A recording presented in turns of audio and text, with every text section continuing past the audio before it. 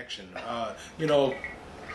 Skipping back to me as a manager interviewing somebody, I will be honest, it turns me off when somebody goes, oh, I want to fight people and I want to be involved in, arrest and people with weapons and,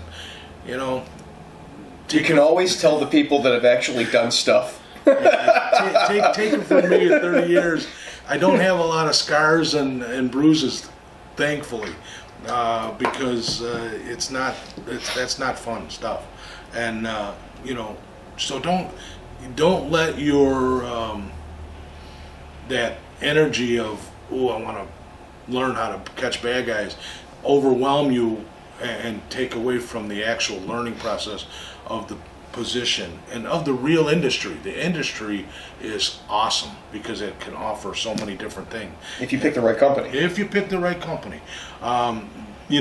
That's a tough one because there are tons of companies out there that offer security services.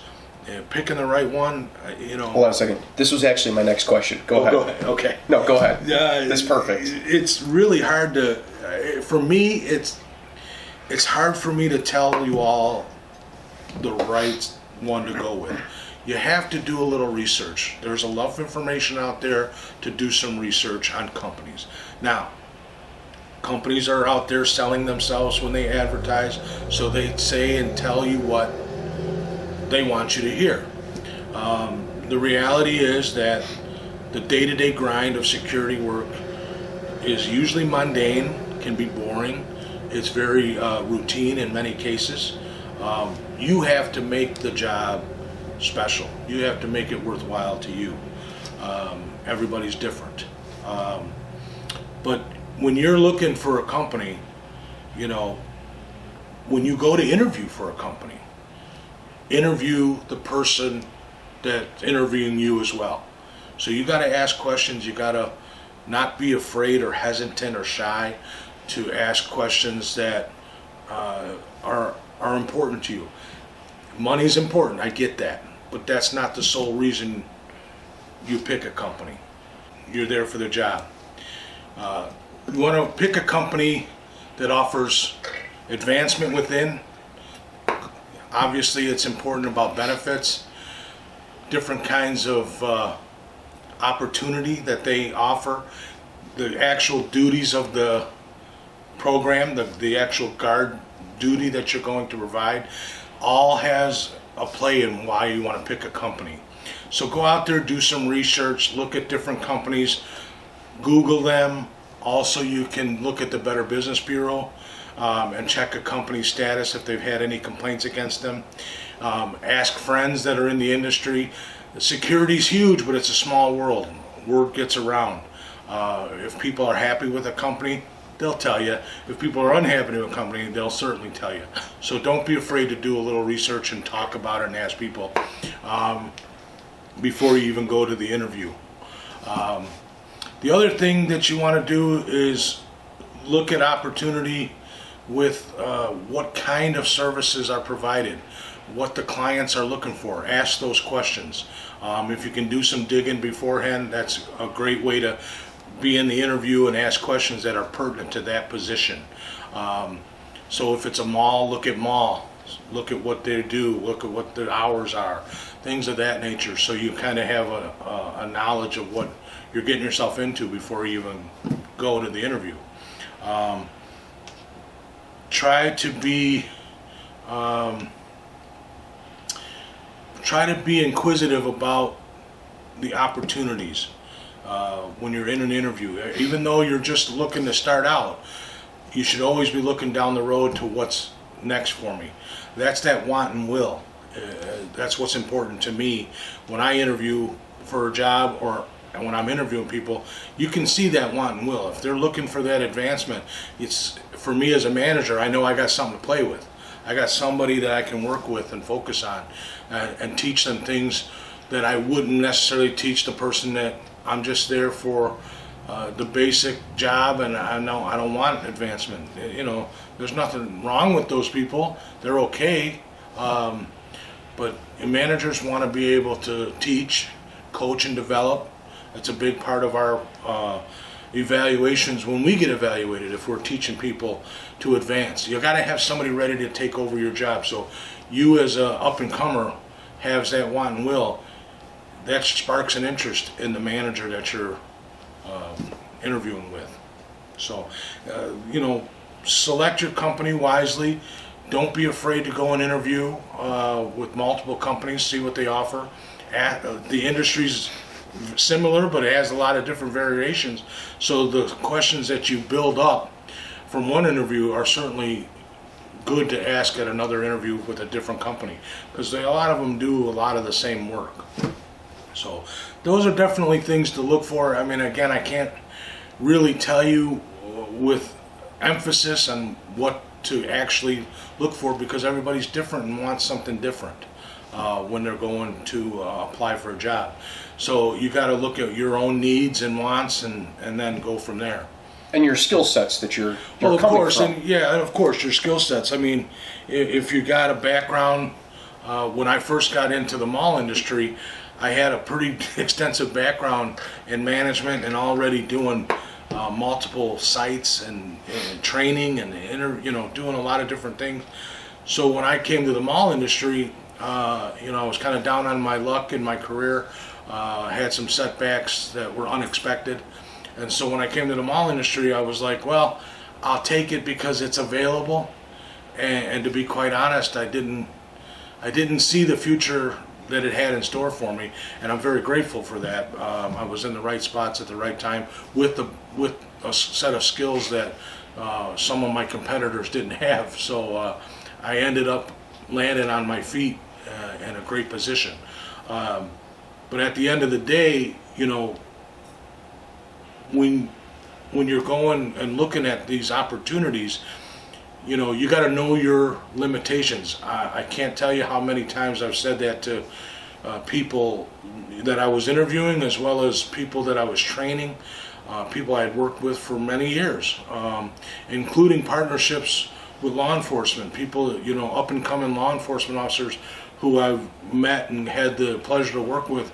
And some of us, we got into some pretty sticky situations, and I don't want to ever see anyone hurt. So you start talking about things, and you develop friendships, and you say, hey, no matter what position we're in or what kind of gear we're wearing, you got to know your limitations, and you got to respect those limitations, because you want to go home at the end of the shift, no matter what shift you're on. There's such a wide range of stuff that is security work, and so there's a lot of people asking about like physical limitations on the job, and I think it's funny that it's literally the only industry you can get into where you could be an amputee sitting at a booth and and the company be perfectly comfortable with that. Yeah. Oh, your availability is 100% open, and you need to be the guy that opens the gate at the booth, and we need somebody that's there all the time. Yes. Awesome. Can you roll to that bathroom? Perfect. You're the perfect employee. And you want to eat your lunch right here because you can't go anywhere? That's awesome. All the way to industrial plants and nuclear facilities that have to have their own SWAT teams. And, there's everything in between. So the physical, it's not so much a physical capability, it's how will you fit into the job that you're looking at, that the company's offering. Exactly. The setting that you're in. I worked with a gentleman who was in a wheelchair. He did a great job. And he served the purpose of that job so others could do other things. And so it does become a team effort, a partnership. And again, even if you're the only guard on duty, you still have to rely on others at multiple times, because you're doing a job that may require assistance from your municipality, your law enforcement, your police department, your fire department, things of that nature. But yes, that's a great point, Tom. You can choose so many different variations to help fit your needs, your wants, and let's face it, it's important to want to work somewhere. Yeah, we all know we have to work, but to enjoy going to work, believe me, as a manager, if I can create a setting where you're happy to be there, then that gives me a sense of comfort to know that you're going to be more reliable and not call off or not have reasons to not want to come to work. And then while you're there, you're going to represent yourself, me, our company, our client, whatever, all the way up to the industry of security itself. You're going to represent and take effort, a greater effort in representing that all better, because you're happier where you're at.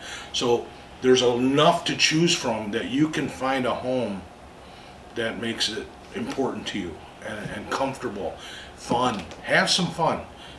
Security work, law enforcement, enforcing rules, dealing with people doesn't have to be horrible.